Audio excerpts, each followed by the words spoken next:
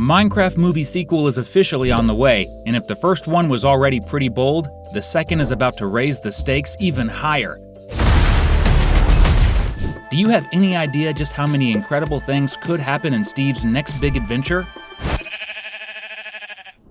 Herobrine is the biggest urban legend in Minecraft history and one of the most famous creepypastas in video game culture.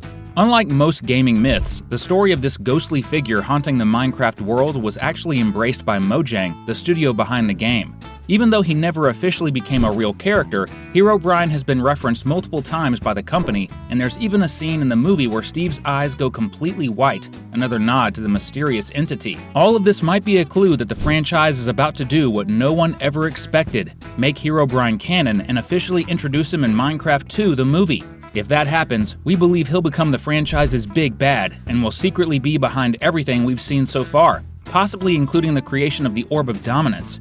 He might even be the one who gave Małgosia her magical powers, since we still don't know how she became a sorceress.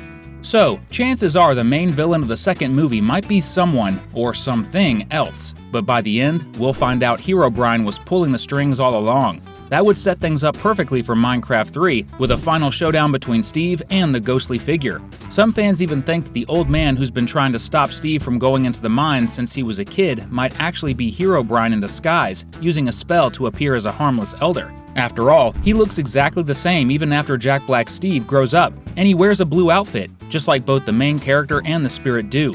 Steve's mind is going to explode if that old man suddenly reveals his true identity. If Herobrine really shows up, this movie is going to be next level, but there are still so many other possibilities we need to talk about. So, sit back and get ready. You're watching another episode of Cinewave. One of the most exciting things about Minecraft 2 is knowing that Alex will finally show up, since she made a surprise appearance in the post-credit scene of the first movie.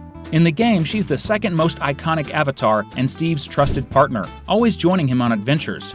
So it's pretty much guaranteed that we'll see their bond grow in the sequel. But here's the big question: how does she end up in the overworld with Steve and the others? After all, everyone had left the blocky universe behind and returned to the real world. Well, if they're all going back and Alex gets involved, that probably means she became really close to Steve after they met. Or maybe it goes even deeper, and the two of them have fallen for each other, which would be pretty sweet considering that fans have been shipping them for years. What really matters is that Alex will be close enough to Steve to gain access to the Orb of Dominance, which the ex-adventurer is still keeping with him. Since she's been a natural explorer since her first appearance in the game, maybe she feels drawn to the mines and accidentally opens the portal to the overworld, getting pulled back in and forcing Steve and the others to go after her. In other words, Alex might be the entire reason the second movie's story kicks off. Even though Minecraft has been around for quite a while, it doesn't actually have that many villains. That's why director Jared Hess had to create a brand new antagonist for the first movie, Małgosia. But honestly, it didn't have to be that way. Most fans thought the Ender Dragon would be the main villain, and he almost was in early versions of the script. That could all change in the sequel. Now that the main characters are more experienced than ever, it would make total sense for them to take on something as powerful as the Ender Dragon from the end. Still, we don't think the dragon will be the true final boss. More likely, it'll be a powerful enemy under the control of a real villain, kind of like Małgosia and her servant Great Hog. The big difference? The Ender Dragon is way more intimidating and will likely get a lot more screen time. If you're hyped to see Steve take on Minecraft's final boss, drop a comment below with #dragon. Every time you start a new game, a whole world is created, and always in a completely random way. Your overworld won't be anything like your friends or anyone else's for that matter.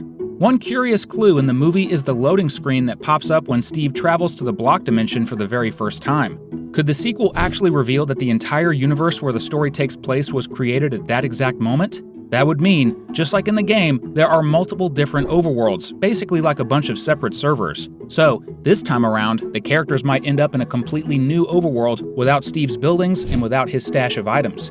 Everyone's gonna have to start from scratch to survive. The first Minecraft movie was bold enough to adapt even the game's wildest mechanics, like the weird way animals reproduce or how a full day lasts only 20 minutes. Still, a lot of people doubt the sequel will be brave enough to introduce the command block. This item is used to change the rules of the game in ways you normally can't. Basically, you can modify Minecraft using the command block without downloading any mods. If this item ends up existing in the movie's universe, it would be such a powerful relic that the Orb of Dominance would look like a joke in comparison, which is exactly why the next villain would be after it. What makes people think the command block won't be included is the fact that it can't be crafted in the game, it can only be summoned with codes, so it wouldn't make sense, technically, for it to show up. Still, the command block appears in the spin-off game Minecraft Story Mode, which, as the name makes pretty clear, is all about narrative, so there's nothing stopping this artifact from being adapted into the movie universe too. One of the great things about adapting games that aren't focused on story is the freedom to create your own explanations for how things work. Minecraft, both the game and the first movie, explains very little about its world and the species that inhabit it. But the sequel could flip that completely and finally tell us the origin of the Endermen, who are easily some of the most mysterious creatures in the entire game. We know they look a lot like humans, just way taller and creepier, and they can teleport. Plus, they're from a dimension called the End, which the sequel will definitely mention. But how did their species come to exist in the first place?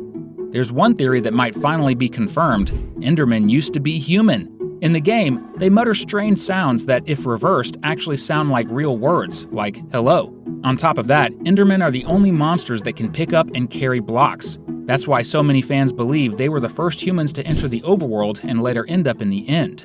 The problem is, once they got stuck in the Ender Dragon's dimension and ran out of food, they were forced to eat chorus plants, plants that grow in the End and are known for randomly teleporting whoever eats them. After years of surviving on nothing but chorus fruits, the humans living there may have mutated into teleporting beings, and the reason they got so tall? Because the chorus fruit tends to grow in high up places, so over time, evolution gave them more height to help them reach their only food source. If this plot twist actually happens, it would totally change how a lot of people see the franchise. And if you want to hear even more awesome theories like this, don't forget to subscribe to the channel. We're always dropping videos about your favorite movies and shows. Much to fans' delight, Jack Black's Steve has become one of the most beloved characters among those who watch the movie, and without a doubt, he's one of the main reasons everyone is eager for the sequel. But what if something tragic is waiting for our explorer? Steve is by far the most experienced human and taught the others everything they know about the overworld. He's also proved that you should always follow your dreams.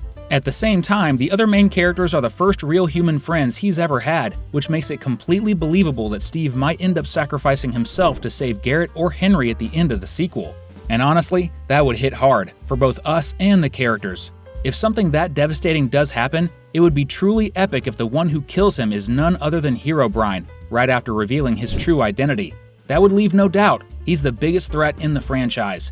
It would also give the others a solid reason to seek revenge against the entity in a potential Minecraft 3.